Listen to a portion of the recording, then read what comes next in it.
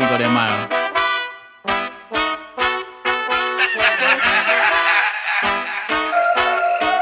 Yeah. My shorty bad like Shakira. Ooh. I told her look in the mirror. Yeah. Don't need a license to carry. I do not let them sit near. She got a heart that's so pure. Better hope nothing occur. Better hope nothing occur. All right, welcome. This is our second episode of NFL Flag Podcast. I'm one of the co-hosts, Rashad Colvin. Here with my great friend and guest, Eric Cooper. We run the Pittsburgh NFL League, and we have a special guest for you guys. We can't wait for you guys to hear this one. So I'm going to turn it over to the Coop. Hey, Eric Cooper here. First of all, once again, thanks for joining us again. We're back by popular demand. The first one was such a successful hit, and we got some positive feedback, so we said we're going to do this again. And we want to highlight a bunch of topics on our podcast about NFL flag overall. This week, we'll be focusing on tournaments. And who better to have on our show than our special guest, NFL flag tournament director, Matt Reimel. Matt, thanks for joining us today. Yeah, a pleasure to be here. I feel honored to make it on to the second show. So thank you guys. This is going to be a fun one, man. When we did the first one, we talked about you and we talked about like how we kind of got introduced to the whole tournament space. So we basically want this to kind of be about you. We want to tell the world like who is Matt. Like we everybody see you, but they don't really know your background. So we want to we gonna throw some topics at you and kind of go from there. So first thing we want to do is we want you, like everybody, to kind of know your background, like where you're from, what part of PA, because we're both in PA, so we kind of got that relationship there. So but again, we want people to know who you are. So if you want to kind of give us like a brief history, introduce yourself, and tell people like stuff that they don't know about you. Born and raised in Lansdale. I currently live in Hatfield. They're right next to each other. Flag football for me started when I was in high school at my local Boys and Girls Club, North Penn Valley Boys and Girls Club. Started there. It was one of the only leagues around, but that's where it started for me. So yeah, fast forward another year 4, our boys finally make it, right? The boys finally make it. And it's exciting. Some of those players, some of the coaches may know some of these players, the Marquise, Watson. And it was funny because that year the age cutoff changed. Now, the way the boys made it, I'm going to tell a story real quick. Jets Regional, Jets practice facility, outdoor turf field. We get to the finals. We're playing Mo Steele. Mo Steele comes up. We mercy ruled everyone all day. Mo Steele. First play of the game, my quarterback throws a pick 6. I burn my timeout. I get them in the huddle. May have said some things I should not say, and you can't say today. But I lit a fire under their butts. We went out. We win that game 34-6. Wow. Qualify for nationals, first time ever, right? So, I can tell you so many stories about coaching, but I know we got a lot of topics and I'm rambling. But as you can see, like, for those of you who don't know me, like, I love this game, right? I've been doing it. I'm 36 right now. I've been doing it since I was 18. I had my own van to transport kids.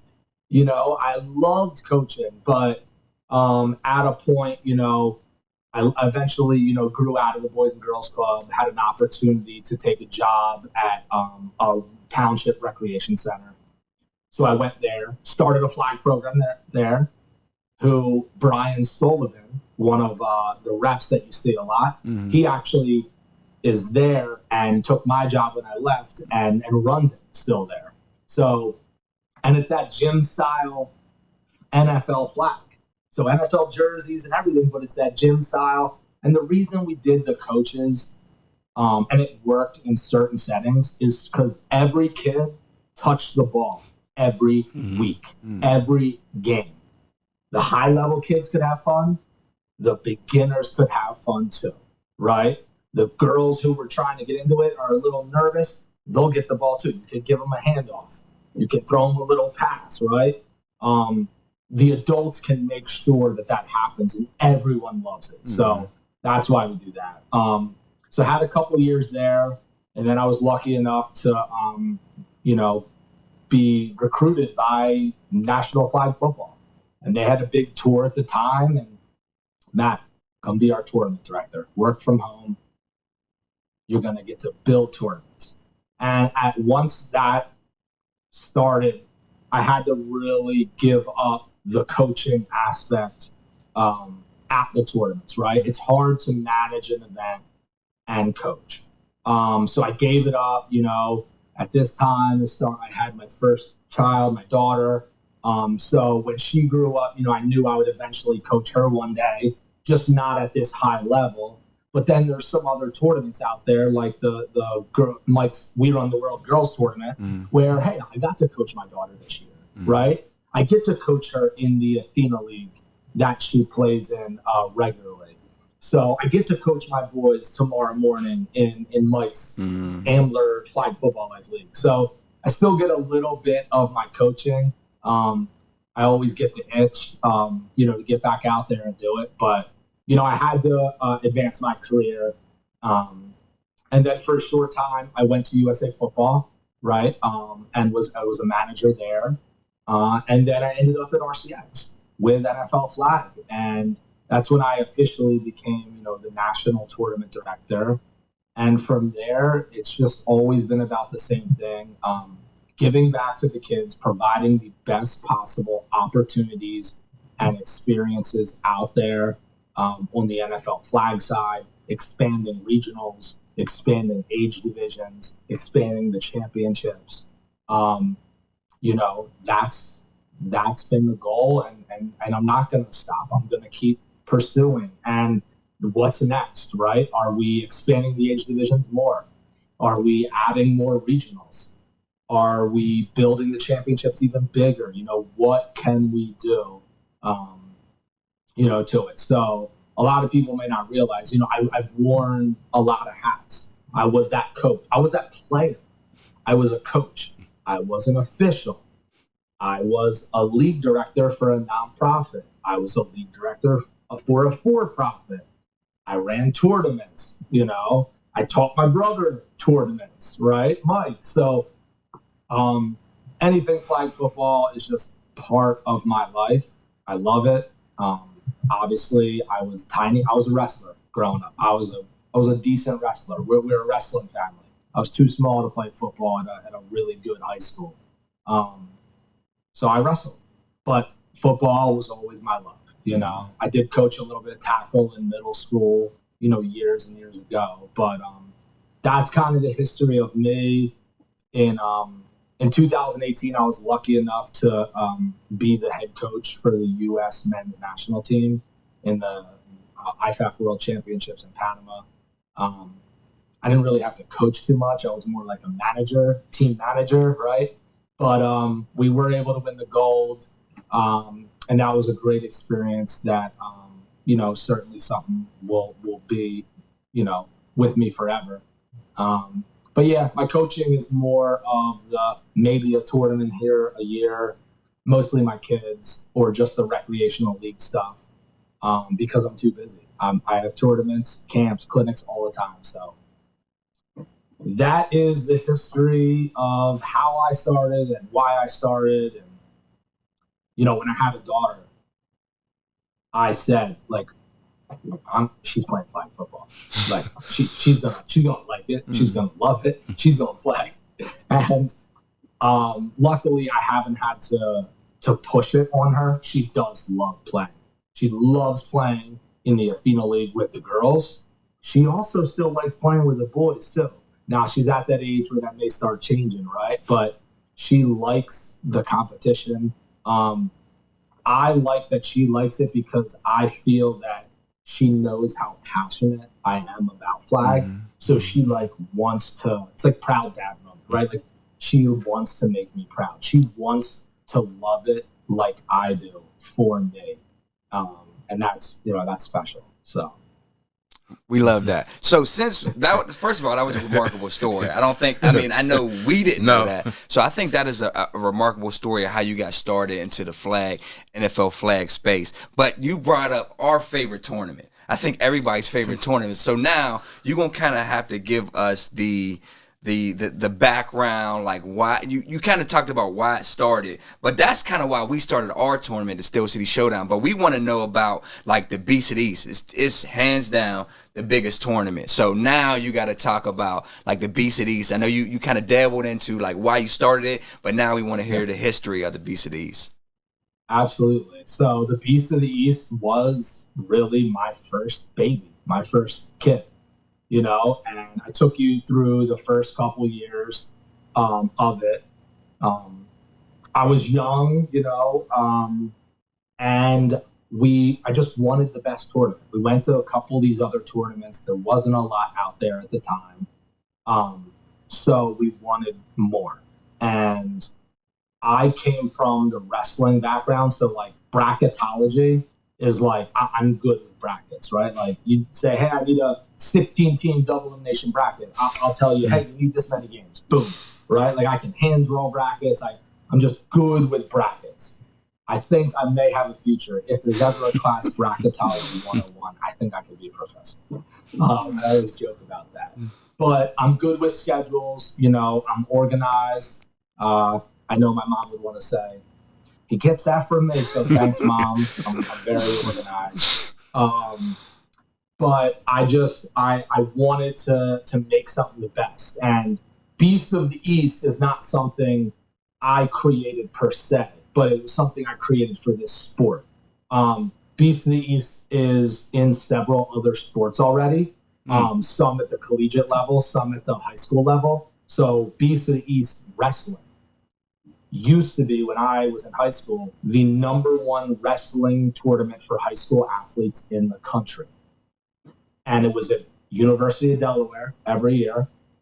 And it was a 64-man bracket, double elimination, right? So it was the biggest, baddest, best tournament. And they had a different type of beast, but it was a beast in a wrestling singlet. And and then there was also Beast of the East water polo, right? That's out there. So I'm like, all right, no one does this in football. I got it trademarked, got it, on merchandise, patented, everything. I'm like, I need to keep this brand. Like, this is a brand. And because of the relationships through coaching, I established elite level coaches and teams. The New York Panthers, CT Big Blue from Connecticut, Mo Seal from Miami, Florida.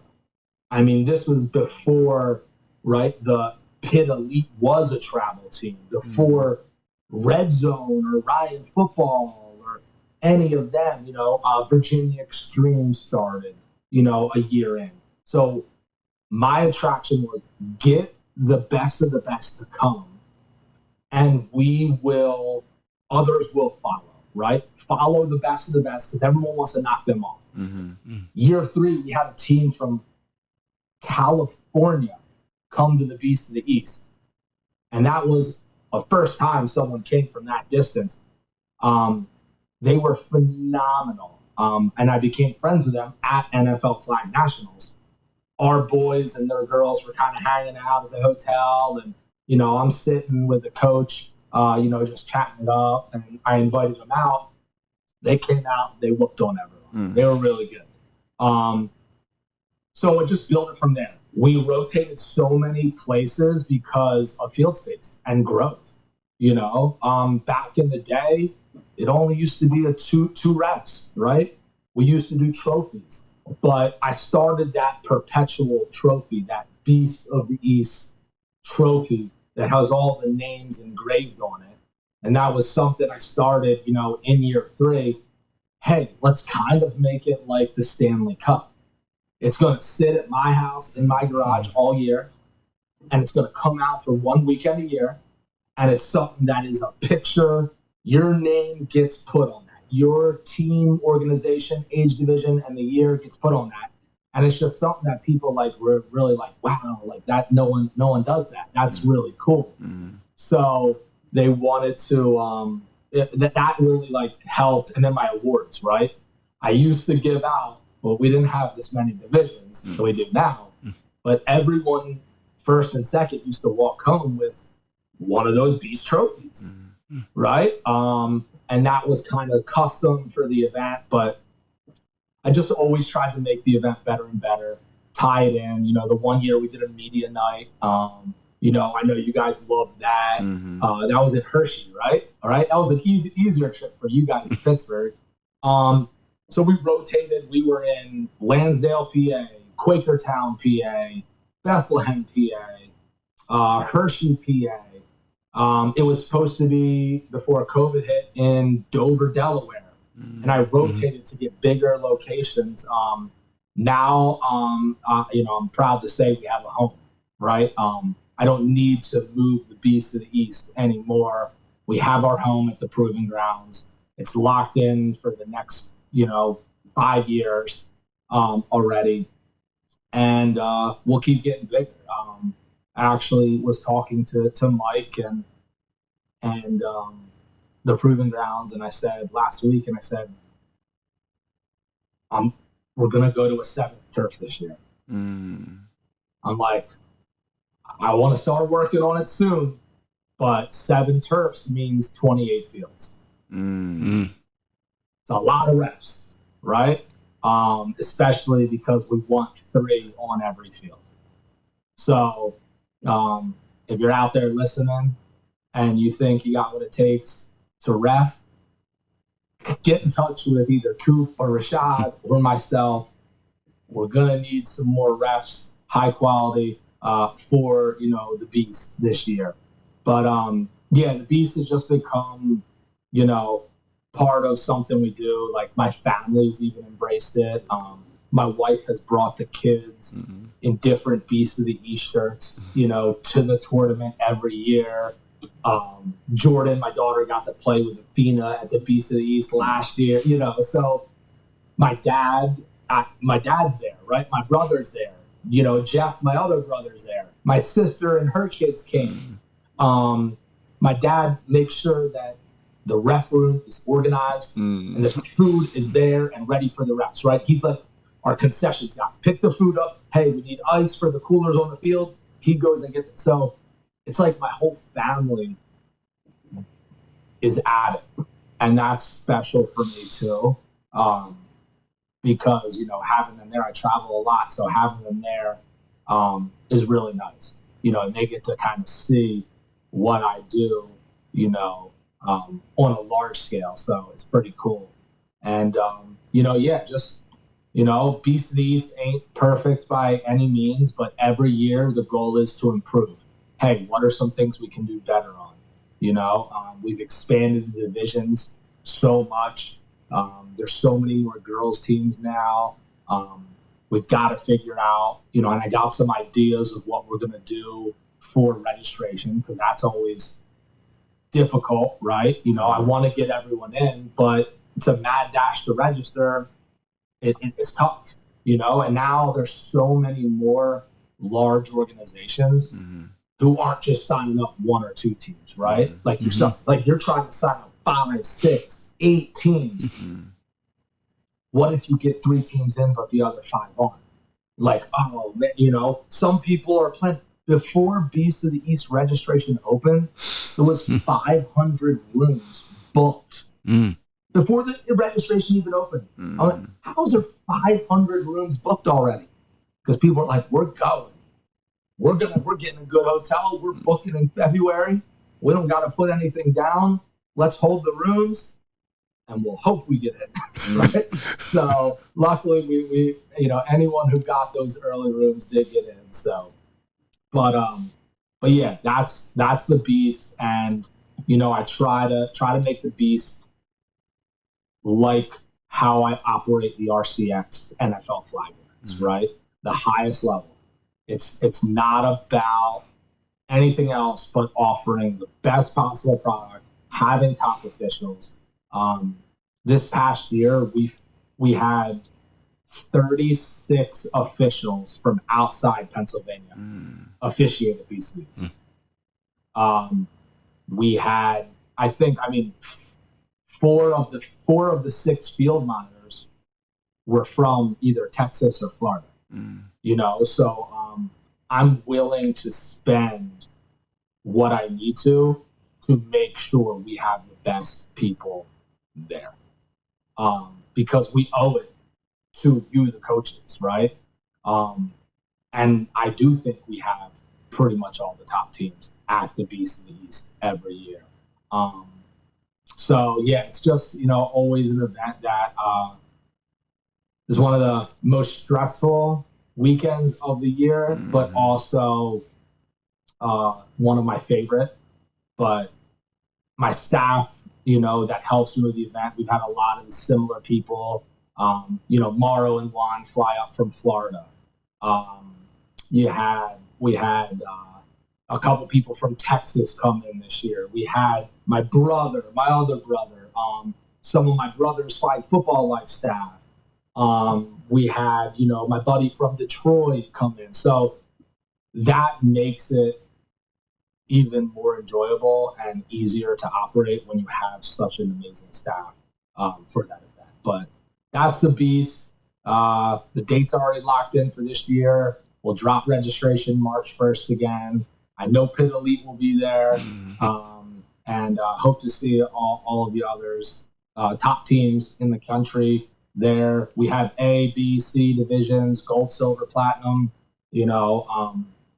So if you are I would say if you're a newer team, I wouldn't suggest that as your first tournament. It's more for experienced teams or high level teams, but yeah, we'll keep growing it. Eventually, we may have to really fully cap it and not expand anymore, but we're gonna give it a go and try to expand 24 more teams this year. So yeah, that is awesome. Our favorite tournament. So you want to talk about? Now we want to talk about, since we are NFL Flag Talk, let's talk about the regional tournaments and the tournaments overall. Sort of explain the structure of those and things of that nature. Yeah. So we were lucky enough to operate our first ever Pittsburgh Steelers regional this past year. Loved the facility, loved that high school. That I really like that high school. That's pretty close to you guys, right? Yep. Yeah, it's pretty close. Yeah. I mean, it's in Pittsburgh, so it's close. Right. So, loved the atmosphere. I thought it was a really good event. We had really great numbers for year one tournament. But that was fun. But regionals overall. So, each year NFL Flag will select a number of regionals to operate that will feed into the national championships. And we have, strict rules for those that can participate in the regional tournaments, right? Rule number 1 is you have to be NFL Flag, right? So you have to be an NFL Flag League, an approved operating NFL Flag League, who wears NFL Flag jerseys. You don't necessarily have to use the NFL Flag rules in your league setting, and some don't, and that's totally fine. But you have to be NFL Flag, right? The tournaments is a perk of being part of the NFL Flag program. You're not a part of the program, you don't get the perk of going to the best regionals out there, right? So that's a rule there. We do use the January 1st cutoff. We do age verification through NSID. So everything has to go. The coaches have a requirement, even more so at our NFL Flag tournaments, where you got to have your background check. You got to do your concussion training. All of that has to be submitted through our partner Players Health as well. So there's a lot more steps than your normal tournament, I would say. But, it's branded with the NFL club. The NFL clubs are becoming more and more involved in the regional tournaments, which has really helped it blow up. Like I said, we've expanded the divisions. When I came to NFL flag, we only had 4 divisions, right? So first year I was here, we changed it to 8 divisions, and then we changed it to 11. And now we're still at 11, but we have 3 rec divisions, 4 girls divisions, and then 4 boys or co-ed divisions. So we're hitting a wide range of athlete ages, and the girls especially is really blowing up. The number of teams, just so many more than years before. So I'm glad that that's happening, and I expect it to happen in the future too. There is one exception to the NFL flag rule, and that's specifically for the 17U girls division. We approved it this year that if you are a Scholastic high school team who has flag, and I know they have flag in Pittsburgh, right? They have I think 20 different schools have 5-on-5 flag.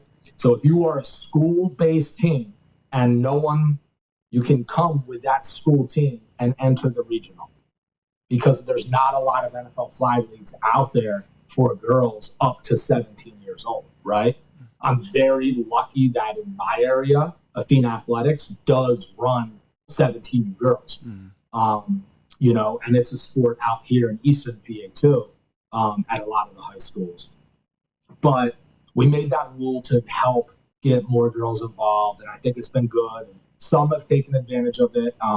We just got to keep pushing, and it'll increase numbers. But working with the clubs is amazing. That is a really fun part of the job. You get to meet so many different people, and they're in with the NFL organization, so they're all about giving back to the youth, and they're gonna work. They work with us well.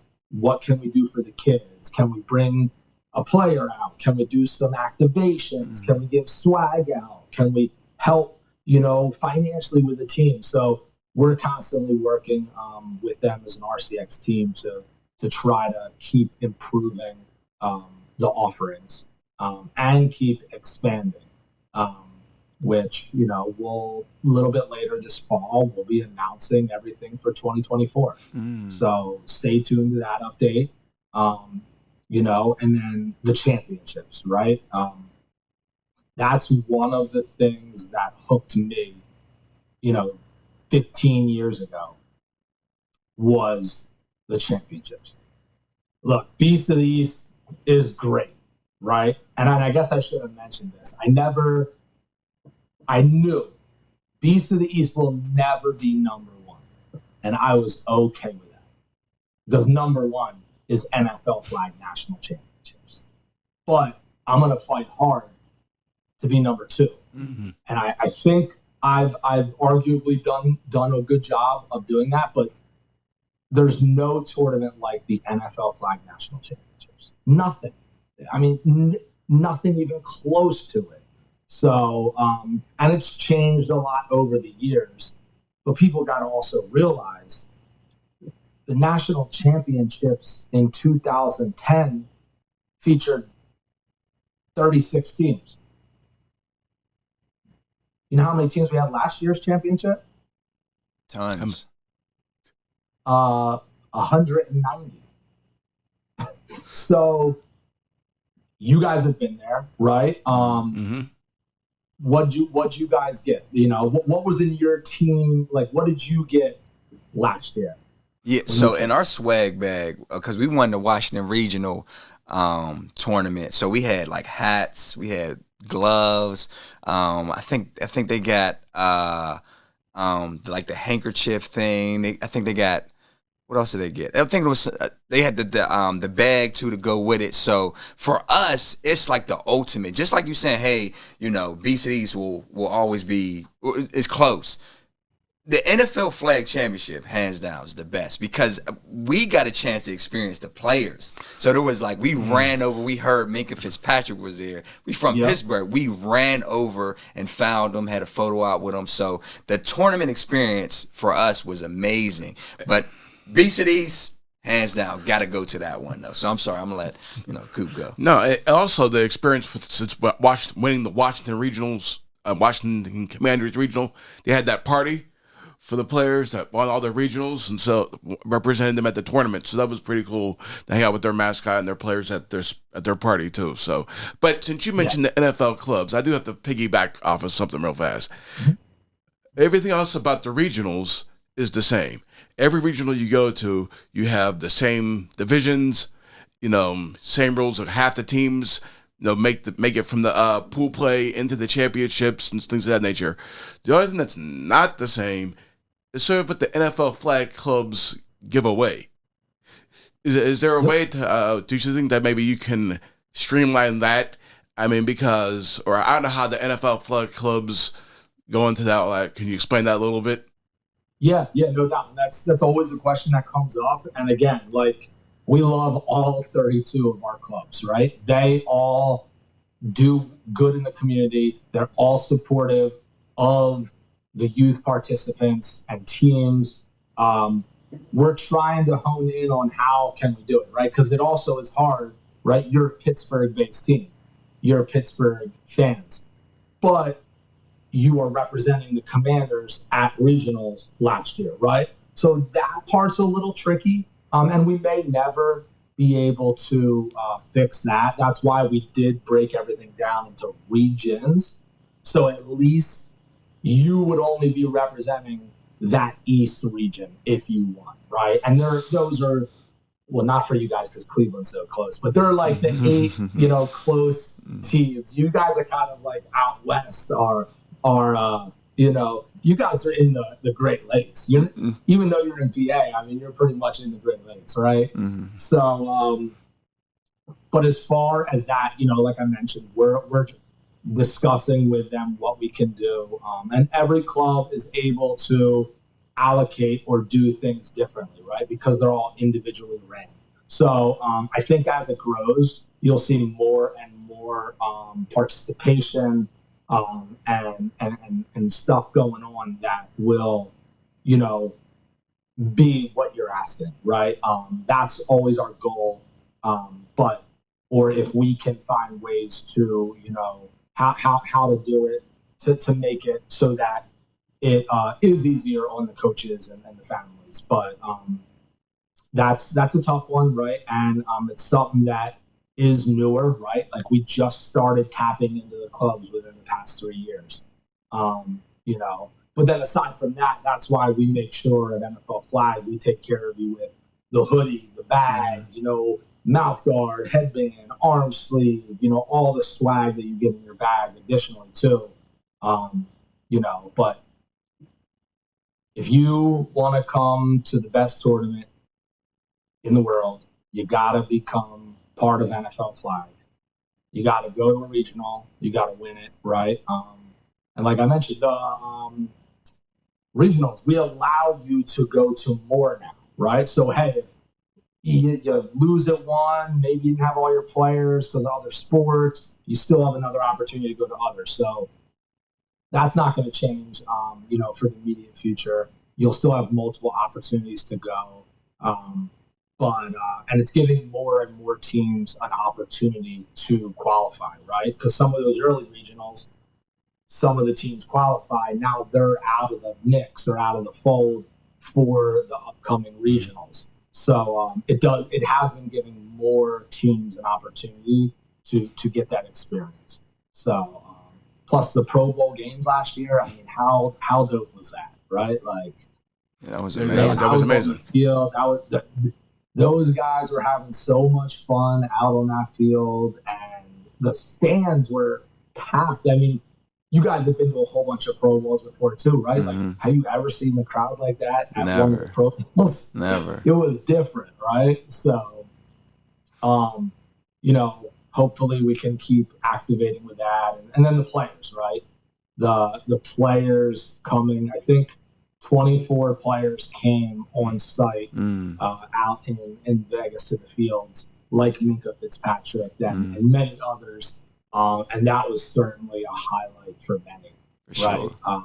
When they were just cruising around. I saw some of them like on the sidelines with coaches, like trying to help out. And then others were more just like relaxed, taking pictures and saying hi. But that was super good last year, and made it a really really cool experience. For sure. But yeah, the regional tournaments, NFL flag. Listeners, if you have any questions, of course, reach out to Rashad or Coop, or you can reach out to the NFL flag team, events at rcxsports.com. We can answer any of your questions. We can, if you want to get and be an NFL flag league, we can get you in touch with the right department to make that happen.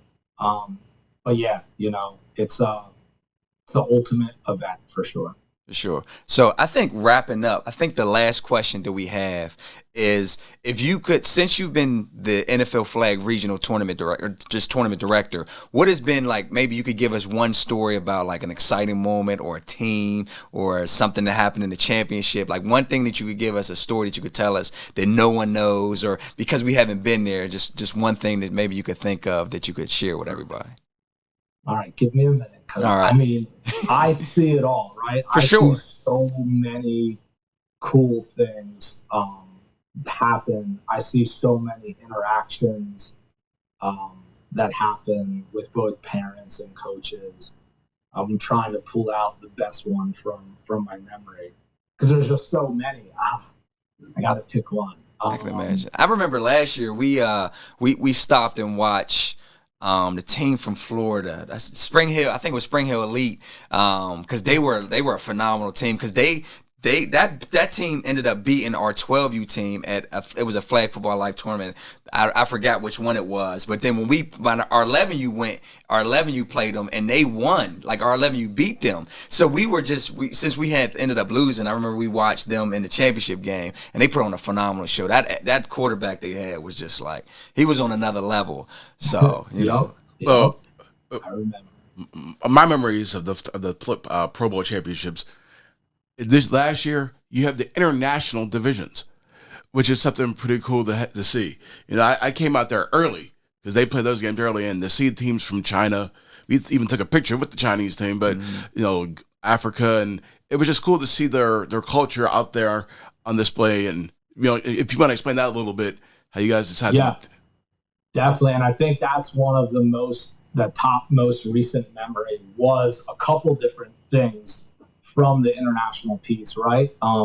Team Ghana, right? They were cheering and dancing to the music, and like the vibe was just like you could feel it, like in your skin, like, man, this is so dope. Like they were just having a blast. Always smiling. Win or lose, it did not matter. They were so excited to be there and so happy to play and just meet other people. And they were representing the Eagles, So, but they were really cool. But one moment that really hit me last year was it was back-to-back games. I think it was 14U girls championship, followed by the international championship, or maybe vice versa. But the noise level of the crowd was insane, right? You had it was Athena and Elite, Arizona, PA, and then it was Mexico and Canada. And Mexico jumped out to an early lead, right? They were up 14-0 against the two-time defending international champions from Canada. And they were loud. They were cheering. They had like some noisemakers, and that vibe just was so like, it made you like kind of like tunnel vision in, like you felt like you were in an NFL stadium, right? Or under the lights, like in a big game, because of what you could hear and what you could see. And just that whole sideline on that DJ and awards side was filled from end zone to end zone, couple bleachers filled with people, filming, cheering. Canada came back in the second half, wins 20-14, right? And although it was demoralizing for that team from Mexico, The sportsmanship of the parents, coaches, and players was really, really eye-opening, right? Like they almost had it, right? And unfortunately, the other team came back and won, but they were still cheering. There was some tears, yes, but there can be tears and still be great sportsmanship, right? But their fan base, was really appropriate and good for the sport and what it needs. And I think that's really, really important. We always think about the on field, the X's and O's, right? The organizing of teams, but how important are our families and parents of the athletes we coach, right? And how the way they carry themselves out, because more than likely they're representing your brand on their clothing, right? So as a whole, and I know you guys do a great job and you guys have discussions with your parents, and many do. I would just encourage all organizers and coaches out there to just have a parents meeting with your parents, before going into a tournament. Real quick, just give them a little pep talk and remind them why we're here. I think that's going to take our sport to higher levels than anything else if we can just do right by others and be good sports and turn that loss into a positive coaching moment, right?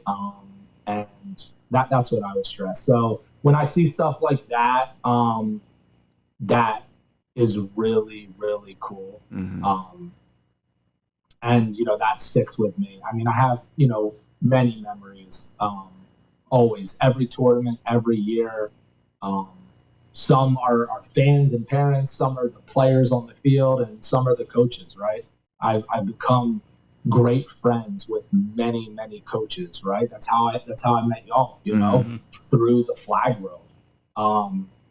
So my friends are pretty much all flag football people, right? I mean, those are my friends, my people I work with, and you, the coaches, and even some parents, right? Like, and I always try to, answer my emails as quickly as possible. Get back to phone calls, get back to text messages. So I try to. I feel like I owe it to you and the others. To try to be responsive and try to get you the right answer. Or if I don't know, I'm going to find it out for you, right? But yeah, it all comes back to loving the game, right?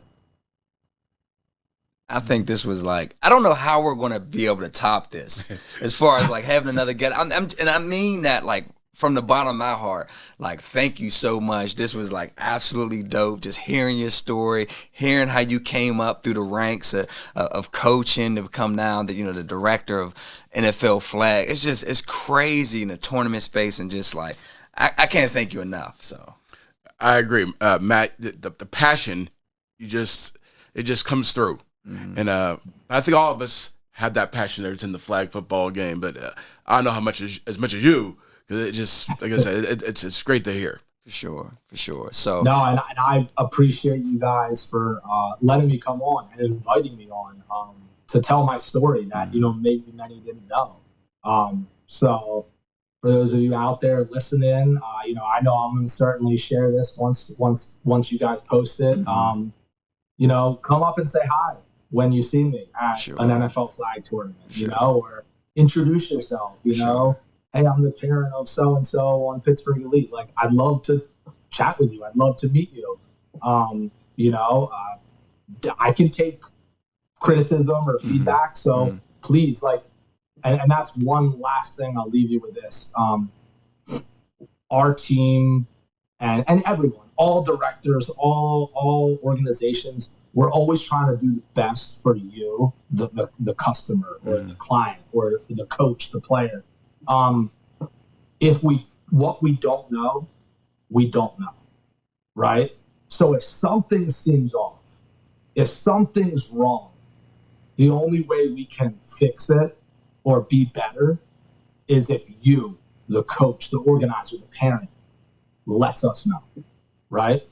In the right way, in the right manner. Sometimes the right way and the right manner is not on site at the moment while awards are being given out, or while there's a challenge happening, or they're going to disagree with calls here or there.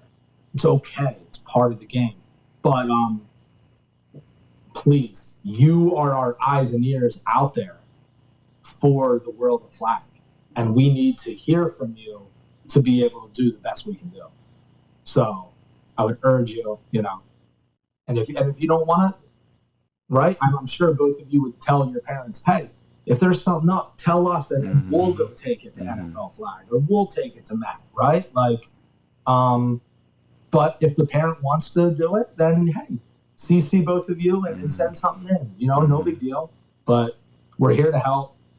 We have an amazing, amazing staff and team at NFL flag who all wants the same thing, right? And they're all just as passionate about the sport and all sports and every property and everything we touch, just like me. So may not be talking to me, maybe talking to someone else, but they're just as interested, believe me. For sure. So, for sure. But yeah, thank you again. This was fun. I'm glad I got to share, my story. I'm sure there was many other things I may have missed, but maybe another time. But I really appreciate what you guys are doing. A class organization like yourself, always, coming to my BCE's tournament, always participating in NFL flag regionals, running a great program out there in Western PA. I know you guys, do stuff with the Steelers. I know you guys have your own tournament. So really appreciate what you're doing in your community as well. I applaud you. Keep going, right? And I know I'll see you guys soon coming up at an event, right? Absolutely. Thanks again, Matt Reimel, Tournament Director, NFL Flag. Such again, pleasure to have you on. And we'll see you for the next episode. For sure. We try to do these every month with new topics, new guests. So that's about it. All right, man. We signing off, man. Again, episode 2, NFL Flag Talk. You'll find us on all, platforms where you can find your best podcast. So, stay tuned. Make sure you share this with your folks. And, we signing off. All right. Appreciate it, brother. Yeah.